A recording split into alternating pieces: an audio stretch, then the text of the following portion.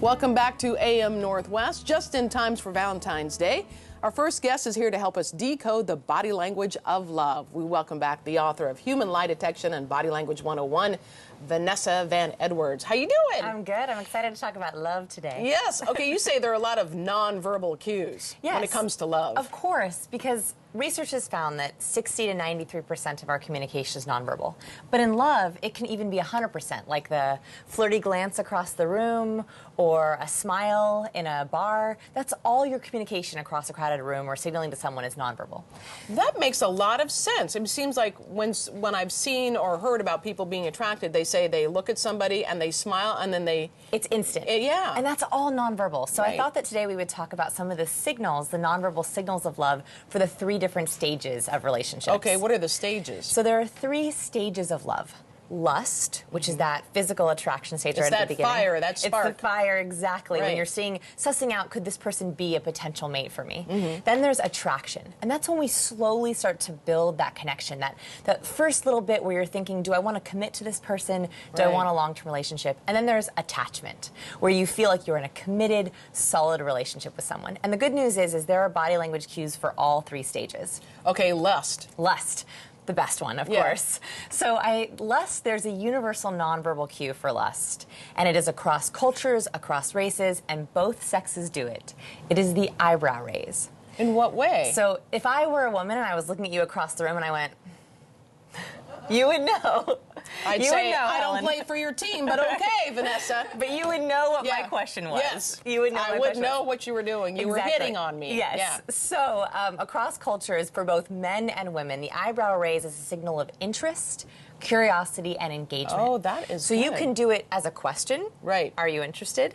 Or you can also do it as a way to show curiosity or engagement or to return curiosity or engagement. Raised eyebrow. So okay. that, and then also women do preening behavior when they're in lust, which means they'll kind of touch their hair, they might touch the inner under corner of their chin, they might touch their lips. That is a behavior to draw attraction to their femininity. Oh, now see, I see young girls do the hair toss all the time. So it is coded within us. This Right. is something totally subconscious, that it draws attention to our healthy hair, Right. the softness of our neck. Men, when they're in lust, they will typically expand. So they try to, it's called peacocking. So when a woman comes into a bar, and you'll notice that men will sort of puff out their chest, they'll make Sit their back. shoulders Yeah. nice and wide. It's because they're trying to say, I would be a good, strong mate for Right. you. Again, totally subconscious. But those are 2 cues you can look out for to see if someone's into you. You mentioned the neck, and it seems like too when you toss your neck back and toss your head back and laugh, that's a good one too, right? Yes, because it releases pheromones. So whenever anyone exposes their necks, we have a lot of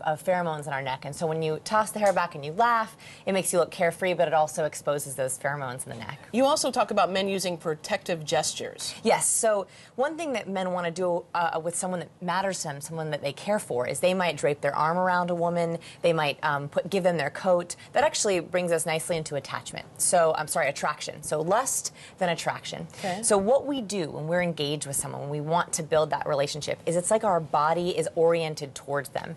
You will notice that people will point their toes and their torso in the direction of the person that they're most into. Oh. Whenever I go to work events, I can almost always tell who the office relationships are. Oh, that's Yes, good. I get people in trouble sometimes. Really? I try not to say anything, Yeah. but even across the room, when we are building that attraction with someone, we cannot help but orient our bodies towards them. Toward them.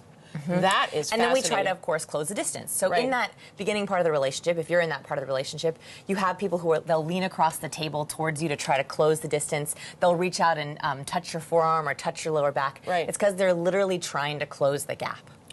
Interesting. To move from attraction to attachment. Okay, let's talk about attachment So then. attachment, this is when you have that solid, loving, long-term relationship. And there's a couple things that mark an attached relationship. Mirroring. So have you ever seen a couple together and it looks like they're in the exact same body language across Right. the table? Yeah. We do that naturally when we're really happy to be with someone. It's a way that we build empathy. So you'll notice that couples who've been together for a long time, not only do they tend to sit alike, they tend to think alike, they make the same gestures, but even their wrinkle patterns tend to be the same. Oh, yeah. 101 Dalmatians was not too far off when it talked about their dogs looking like their owners. Right. It's also couples will sometimes tend to look like each other because they even use the same gestures in their face. You know, I see that at the grocery store. Yeah. It's funny. I was like, okay, that couple really likes each other, Yes. and they've been together forever, and they walk the same way, and They they walk, move they the same laugh way. the same way. Yeah. They're literally on the same page. So Right. mirroring is one, and the last one is touch. And touch is incredibly important for connection because it releases a hormone called oxytocin.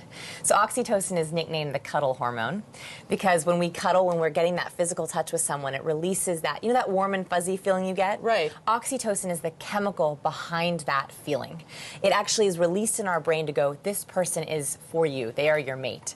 And so whenever there is holding hands more, always, you'll notice that couples who've been together for a long time, they have very high comfort levels touching each other, right. holding hands, draping their arm around each other. That's because that's a physical sign of that attachment. That's funny because we've had counselors on the show that say if you're having marital problems, start touching your partner more, and you'll find that sometimes the tension decreases. Oh, so I didn't even know that tip, but that makes sense from Yeah. a chemical perspective because if you have the touch, you release the oxytocin, Right, which and you makes feel you better. feel bonded. Okay, Exactly. fascinating stuff. Again, the book is titled Human Lie Detection Body Language 101. Vanessa Van Edwards, thank you. Good to see you again. Thanks for having me.